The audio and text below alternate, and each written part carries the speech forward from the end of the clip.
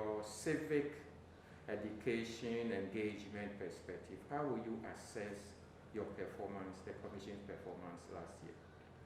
I think last year was an exciting year for us, and it actually culminated in us winning an award from GII on transparency, public institution on transparency and accountability in relation to our social auditing flagship program. So that really for us was exciting. As you know, our core mandate is to engender civic mindedness amongst the citizenry of Ghana based on carefully chosen thematic areas of our work that are anchored in the Constitution.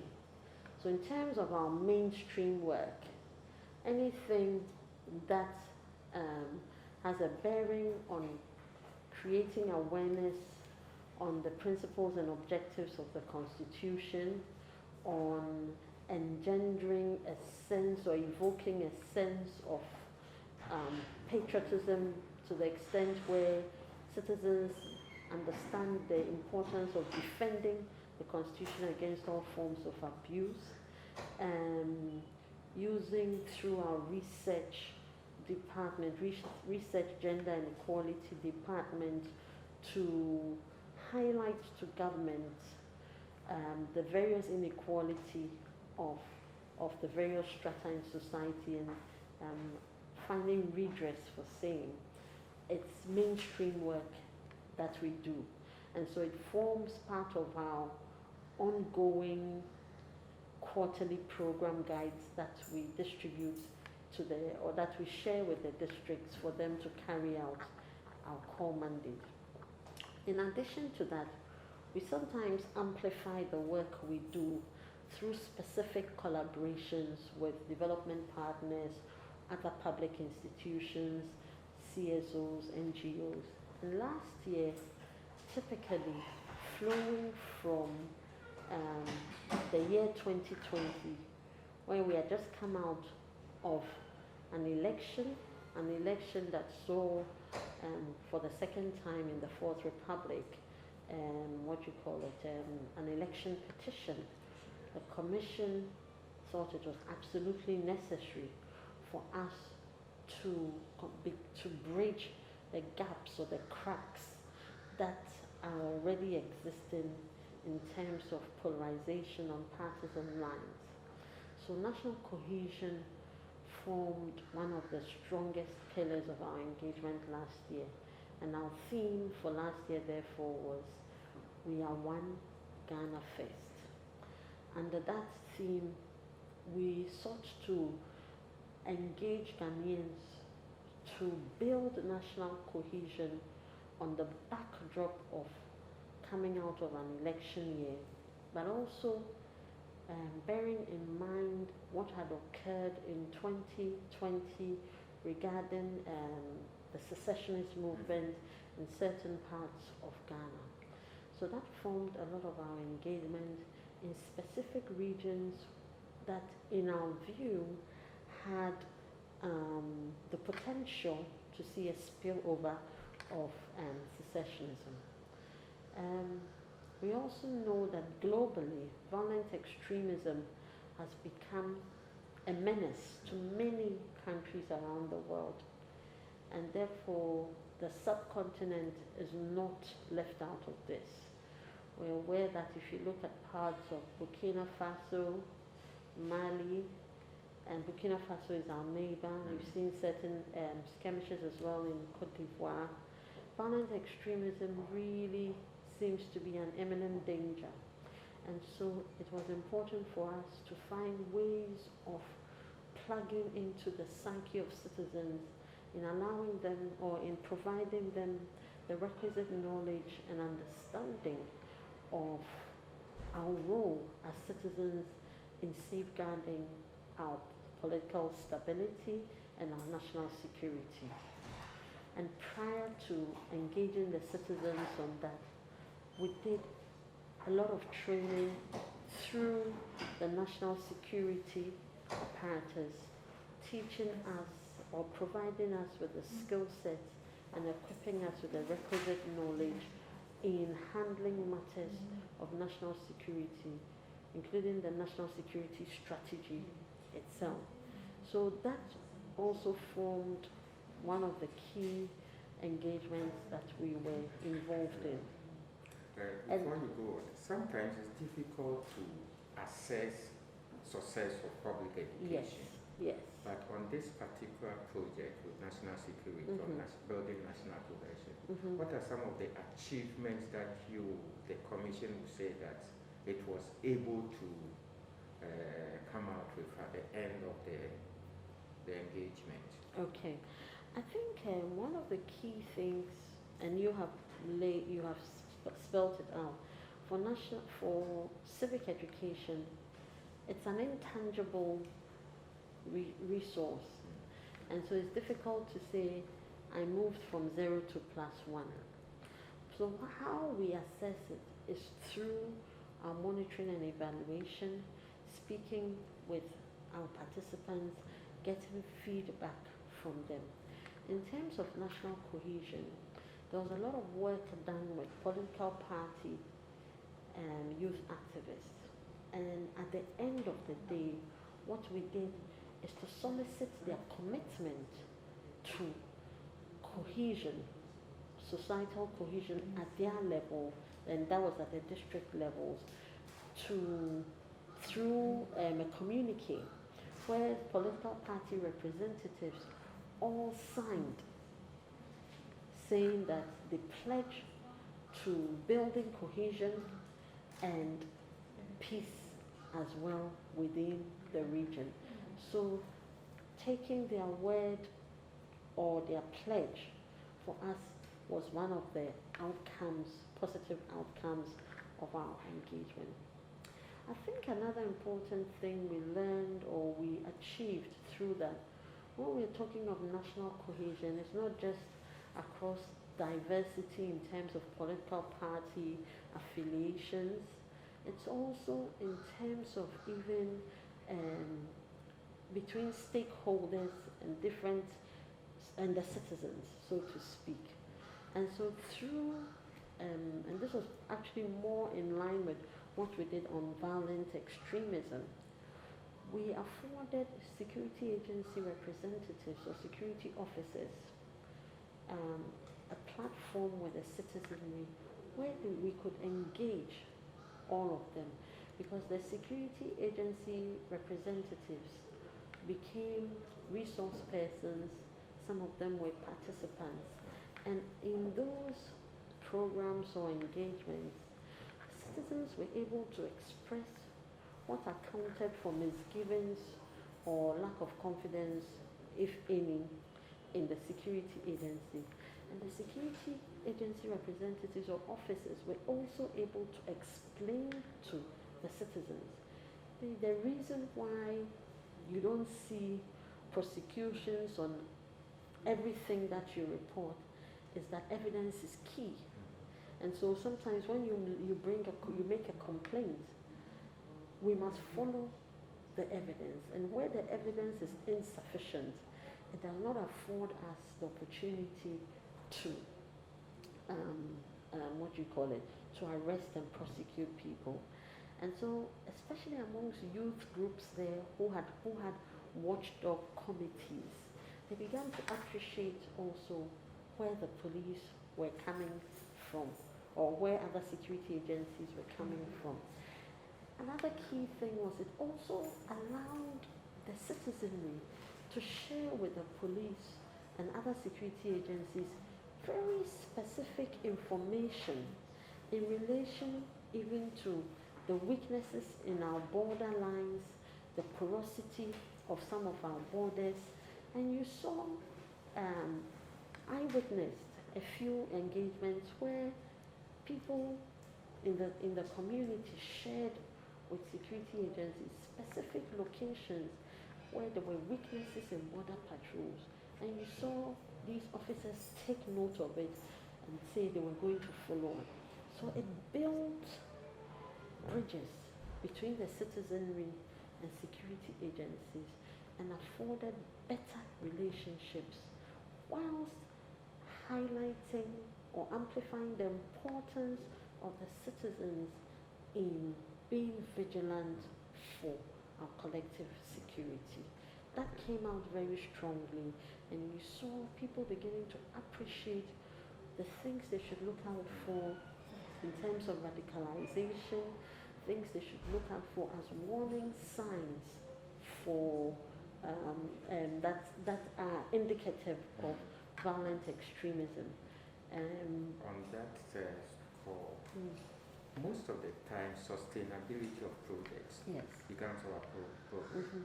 We touch it and we leave it. Yes. So will this project be rolled over to this year, or it was a one-off event, and after 2021 we move on to something else? So in terms of what we did with national security, that funded our national cohesion program, it was for a specific period of time, and that is over. In terms of what we did on violent extremism, it's still ongoing, because that was a project called the NOPREVSIC, something that we undertook with the support of the European Union. And what the European Union did was to give us funding to support the 5 border regions of our country, as well as in fact, the 10 border regions of our country, but a lot of emphasis on the 5 border regions, bearing in mind the threat of the spillover of violent extremism from our northern neighbors. So that is ongoing. But also, when we're talking about national cohesion, peace building and conflict management is one of our thematic areas. So it's not something that we have done and we are going to let off. But the project actually afforded us that opportunity to amplify the discourse on violent extremism. I think bearing in mind what we're seeing in the in the subcontinent, and it's in the interest of many development partners to continue to support this project. And so I am optimistic that we would see some sustainability of funding to continue to speak on issues of violent extremism and allow and enable citizens to understand the repercussions for all of us. Okay. Just before, I remember somebody asking me, why is NCCE talking about violent extremism? Isn't it something for national security? And we had to explain to them that our work as a commission at the end of the day, is to sustain our democracy. That's why we educate on the Constitution, because the Constitution provides that framework for our democracy. So for NCC, anything that threatens that democracy is important for us to also engage in. And that is why we did a lot of work on violent extremism. Talking about threats, now the pillars of democracy in ECOWAS sub-region is under threat. It is true. And is NCC concerned, and what are you putting in place to ensure that the citizens are well educated or understand the issues, so that in case of we will rise and defend the Constitution, as NCC has always been educating the people? I think NCC is very concerned, and I'm sure that anybody who has his or her ears on the ground is also concerned about what is going on in the sub-region. Concerned because the spillovers can have a devastating effect for us. So whilst we may whilst we may enjoy internal political stability, the liabilities for us would be very evident. If this continues in the sub-region, what happens? You see refugees flooding in, and that has enormous liability or enormous burden for our resources as a country.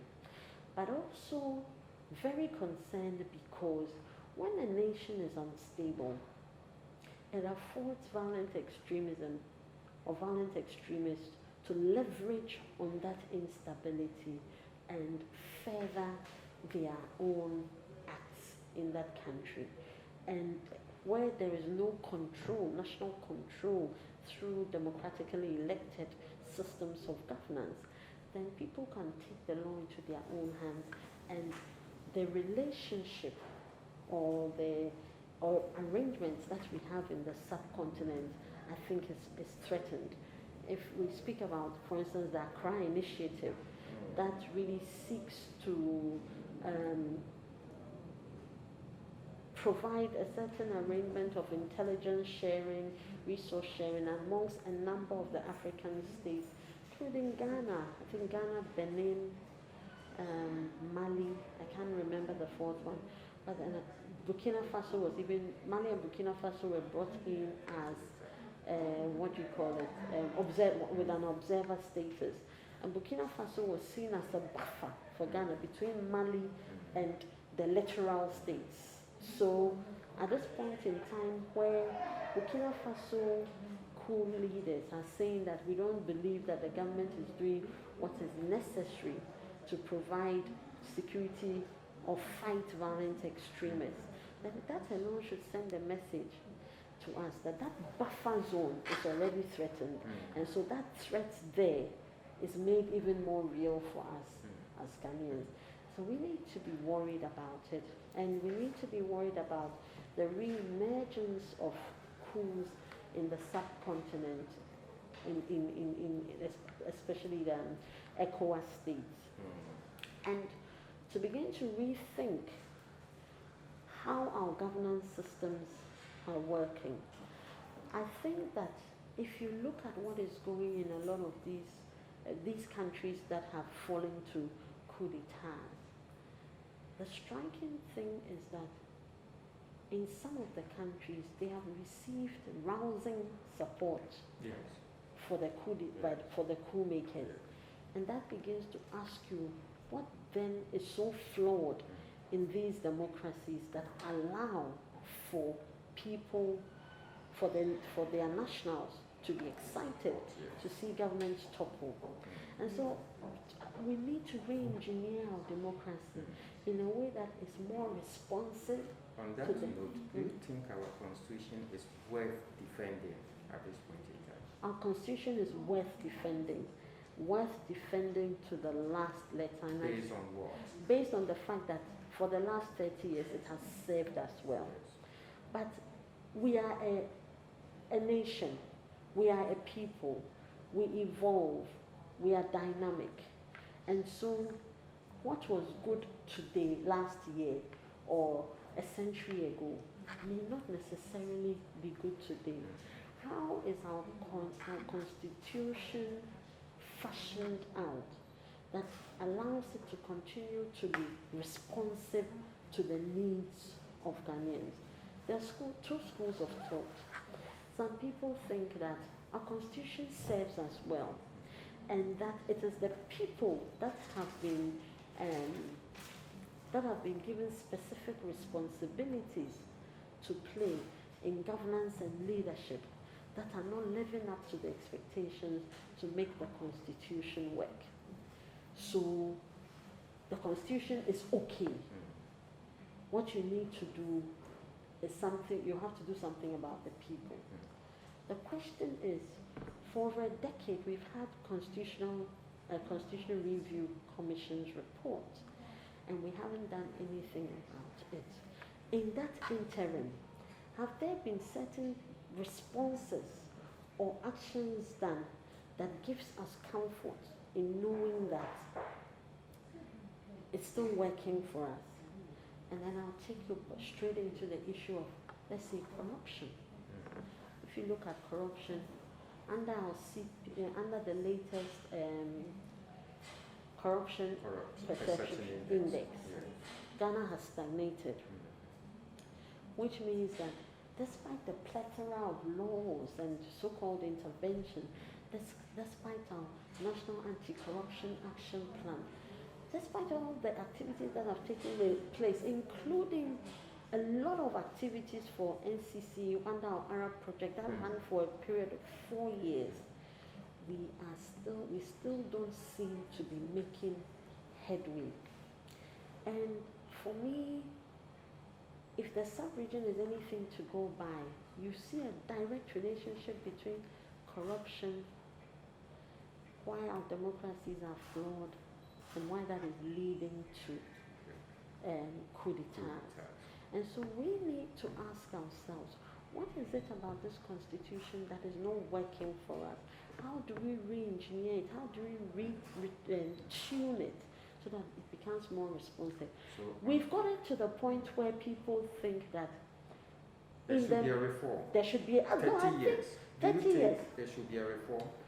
I think there should be a reform. I say that because people say you need strong institutions and strong systems to work. That is true. But we should also bear in mind that the strong institutions and the strong systems are manned, guarded, and left in the custody and stewardship of men and women. Over the years, it seems our proclivity as persons in certain positions to use the system to benefit the people, or to use the system to benefit individuals, has taken precedence over what actually benefits the well-being of all of us. So the question is whether we can continue to entrust into the hands of the average Ghanaian certain positions, given the constitution that we have, that allows people to be manipulated. So a lot of talk has been made about, for instance, political party financing, and how that actually begins to dovetail into issues around corruption and state capture. How the appointments are so of over 6,000 people are left in the hands of the executive. How the legislature is not playing its, or is not seen to be playing its an efficient oversight responsibility. These are all questions that beg to be answered. And we have left it in the hands of people for the last 30 years, and we've seen that it is failing us. So we need to tighten those loopholes now that make it clear that when you come in, this is how it should, this is how... Who will tighten it? It's the same political elite society who are benefiting from the system, who the ordinary citizen still expects to. How do we tighten it? How do we tighten it? Let's firstly remember that the 1992 Constitution was not drawn up by a certain political elite group. The 1992 Constitution saw consultations across the length and breadth of this country. Everybody had an opportunity to speak. And so for me, the Constitution is for every citizen of Ghana. And so every citizen of Ghana must be interested in determining, or at least sharing his or her views on why the Constitution is working or is not working, and what he or she thinks or what he or she views should be the way forward. When we had our constitutional review, that was over 10 years ago, again, consultations were at grassroots level. It was to provide us collective ownership of that constitution. And so the reform that was articulated and eventually led to the committee's report is actually a reflection of what Ghanaians want. So anybody in governance who is there at the behest of the people of Ghana who elected them must be listening and responsive to what we call constitutional reform. And that report is testament to the many voices who came and shared their views with the Constitutional Review Committee's report. And so for me, the actions that must follow pursuant to that report would be a reflection of the will of the people. And also, it is, as I said earlier on, we are dynamic, we change. So when something is working and gets to a point and you realize that we need to tinker it a little to make it more responsive, then we must go ahead to do that for our constitution too. But of course, it's not up to what I say or another individual says. That is why it's important for us to have a national conversation on where we want to see constitutional reform go in terms of that report. There may be certain things in the Constitution Review Committee's report that may be moot today because through certain legislation they have been addressed. But there are others too that require amendments to the Constitution, and those things we believe we must then decide how do we want to do it, what are the timelines for doing it, and who is responsible for what. I think the Constitution is clear with respect to, at least when it comes to referenda and all of that, who does it. But the conversation should no longer be sporadic. We want a conversation now more than ever that is sustained and that has everybody on board to say, by this time, we should have agreed that this is what we want, and we should hold everybody who has a role to play accountable to that process that we have. Our traditional system is endowed with rich values. Is our traditional system under threat? How do we marry the two? The values of our tradition and modern system of governance. How do we marry the two? I think it can be truly beautiful, but until we understand our traditional values and systems of governance, it will be difficult for us to appreciate how we can marry that with what we now call the modern systems of governance. And I don't in any way think that our traditional systems of governance should be thrown away. Traditional rulers continue to be revered, even though I must point out that due to so much chieftaincy disputes and how the institution of chieftaincy itself is, you have a creeping perception of commercialization of the institution. The royalty. Yes, you see commercialization right now. It's not about who has the correct values or the right acceptable, but it's about who can buy.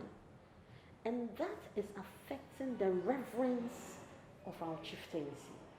And so it behoves on the regional and national House of Chiefs to begin to look inwards and also find within how they can reduce the plethora of chieftaincy disputes and not allow that to affect our systems of governance, not allow that to affect stability and peace within it. Because we see it, we hear, look at what is happening in Boko today.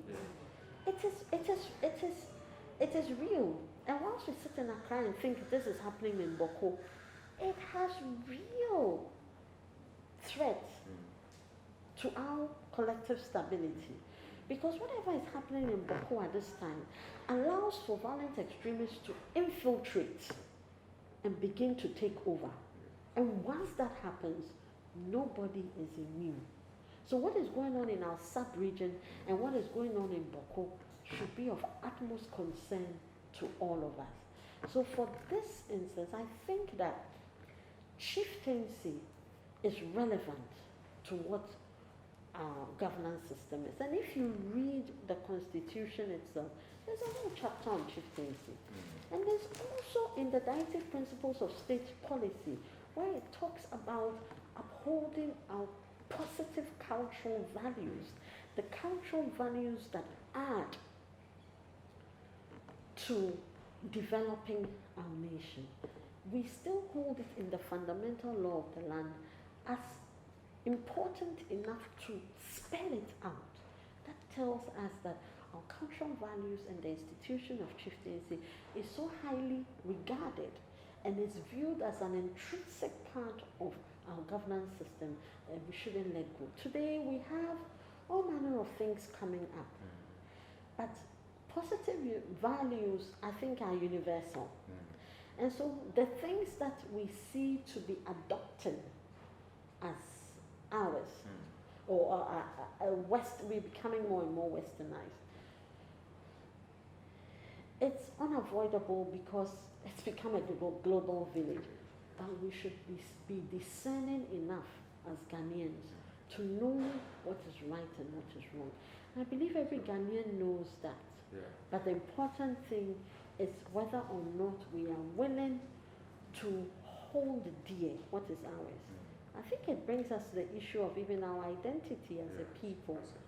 Our identity as a people. So since the Constitution joins us to hold our cultural values, yes, what are some of the cultural values that you think we should, at this point in time, be looking at very critically?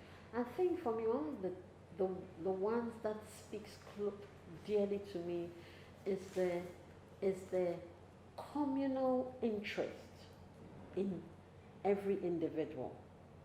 So a child is not just a child of the father and mother. A child is a child of the larger community, and that allows for holistic upbringing. Today, we are saddled with more of the nuclear family system, and what we are seeing is that the nucleus family itself is breaking down.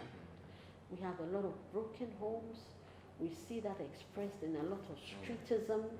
We see from the streetism, you see a lot of child prostitution, a lot of drug trafficking and drug abuse, and all of this is because the fundamental pillar of society, which is family, is being threatened, and from it flourishes all of society.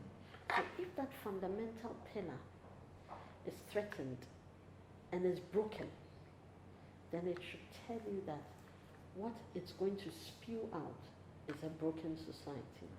So we need to go back to our family systems, understanding the importance of parenting, and not just parenting from mother and father, but parenting from the larger communal space of every individual. Gone were the days where your neighbor or somebody in your neighborhood coming home to report you to your parents for something that you did, or and somebody in the neighborhood correcting a child for something that was done. Today, just the nucleus family. If you dare say it, even you are told, is it your business? Is that your child? Yes. And I think that some of these cultural values are really important for us. There are some of the things that we take for granted. You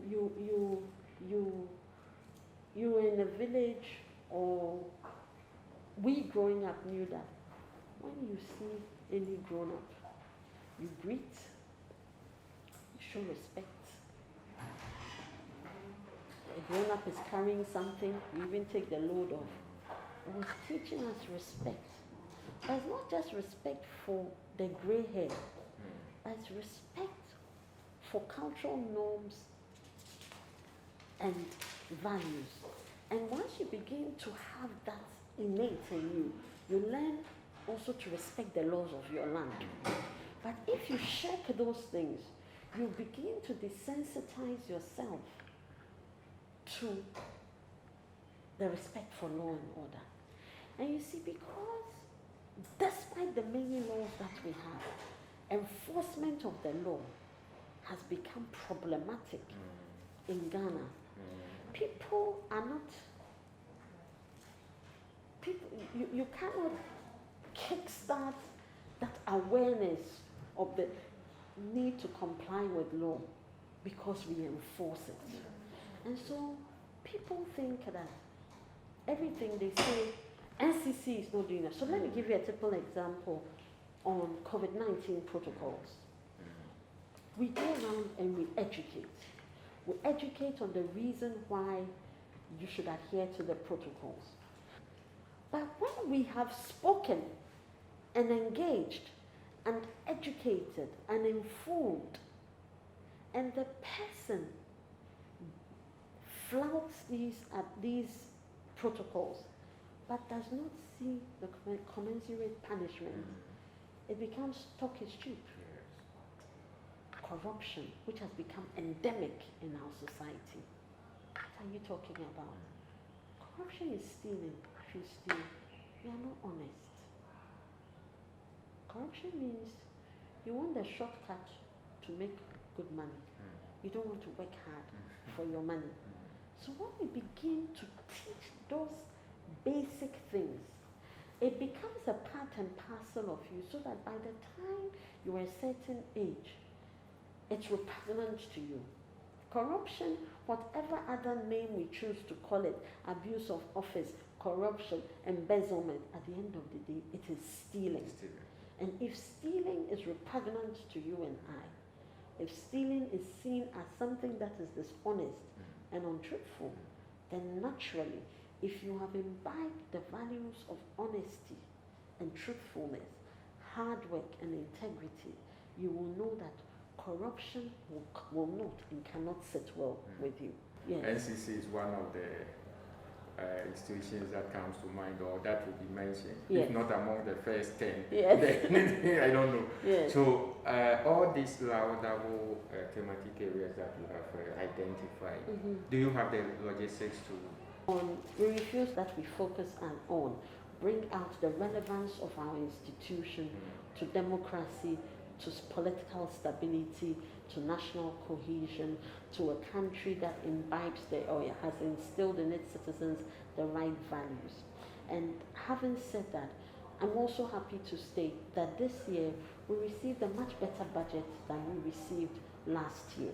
And for that reason, we are poised, ready to work. And perhaps even now in this first month, if you go around our district, you'll see that work has already begun, where we took off from what we did last year. So we will continue to deliver on our mandate. We hope that GNA, that has been so supportive of us in the past, will continue to support us as we did last year. That media would also work with NCCE hand in hand, so that we can drive change and transformation in this country. I think I must reiterate for the media that when it comes to the media, when you look in the Constitution, media's work to be the watchdog that assesses development in order to see how our democracy is faring. And our work to sustain democracy goes hand in hand. So I think a strengthened media NCC relationship is also key for our mutual benefit and to ensure that we can deliver on our respective mandates for a better Ghana that we all want to see. And on that note, what's your final message to Ghanaians? Fellow Ghanaians. Fellow Ghanaians. This year, our theme is sustaining our democracy, Ghanaian values in practice. That is our message. My message is to every Ghanaian is to hold high the democratic values that sustain our democracy by playing our part as citizens of this country, doing all in our power to show our love for nations by being the best of ourselves as active citizens of the country, so that collectively we can secure for ourselves the blessings of liberty, equality of opportunity, and prosperity. As stated in the preamble of our 1992 Constitution.